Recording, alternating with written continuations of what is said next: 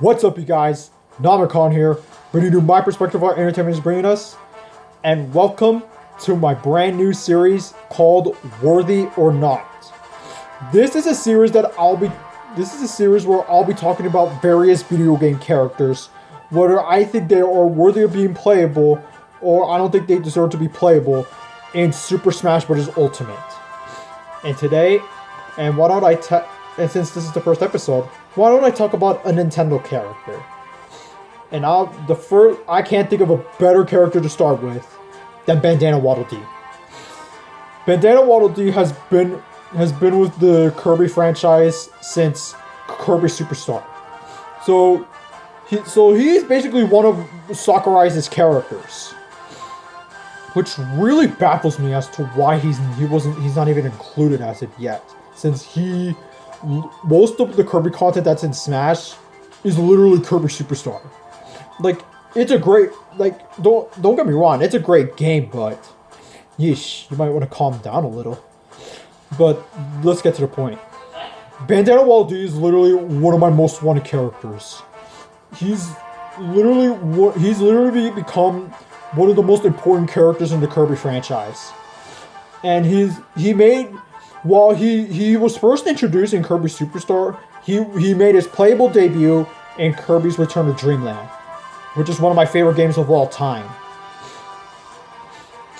And Bandana Waddle Dee, over the years, in Kirby Superstar, he was one of King Dedede's servants. And over the years, he has grown and has become one of Kirby's best friends. I think Bandana Waddle Dee would literally complete the Kirby roster.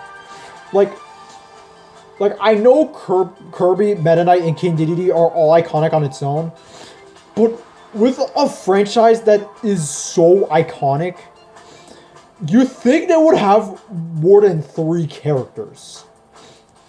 And I think Bandana Waddle Dee would literally complete it. I think other characters like Magalore, Marks, or Knuckle Joe would just be the icing on the cake, in my opinion.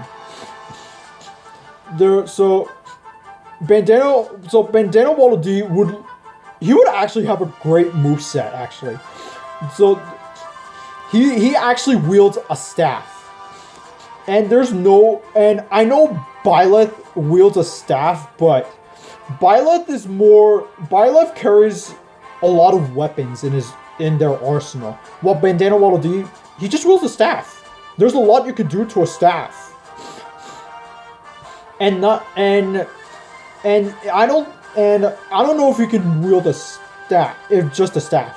What if he can wield the umbrella, like other Waddle Dees? I think that will make, his moves, with the spear and the umbrella, I think the moveset is literally right there, in my opinion. Now, as for the design, come on. How can you not like this? How can you not like the design? It literally stands out.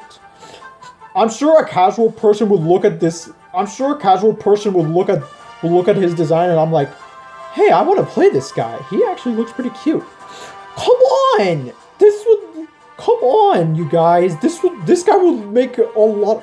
This guy would stand out by a lot of the new, compared to a lot of newcomers that were added in.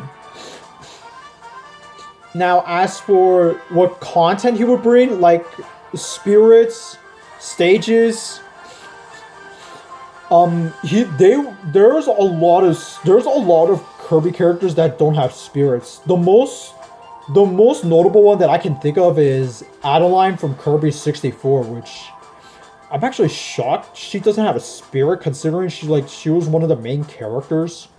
Now, as for stages, I need a stage. I think it needs to be one from Return to Dreamland, or something from Star Allies or Planet Robot. Like, I'm literally shocked that there hasn't been a Return to Dreamland stage, since considering that's literally such a popular game. So as for the music, that's easy. I know that I know that some music is in Return to Dreamland, but there are still more music that there's still more music that needs to be brought into the table.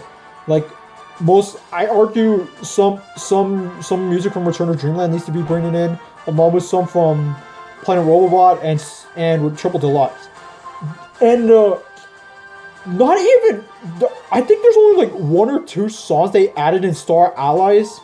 That's honestly a shame, because I honestly would argue that Star Allies they would need to bring more music from Star Allies. And I know, oh yeah, and there's one factor that I would like to bring out. I know that there was a couple of remixes that Kirby's Adventure had, but there's Kirby's Adventure, there's not a lot of remixes. Like, I know there's Butter Building and Ice Cream Island, but dude, there's not a lot of music that Kirby's Adventure have. Like, there's no remix for Vegetable Valley, Rainbow Resort, Orange Ocean.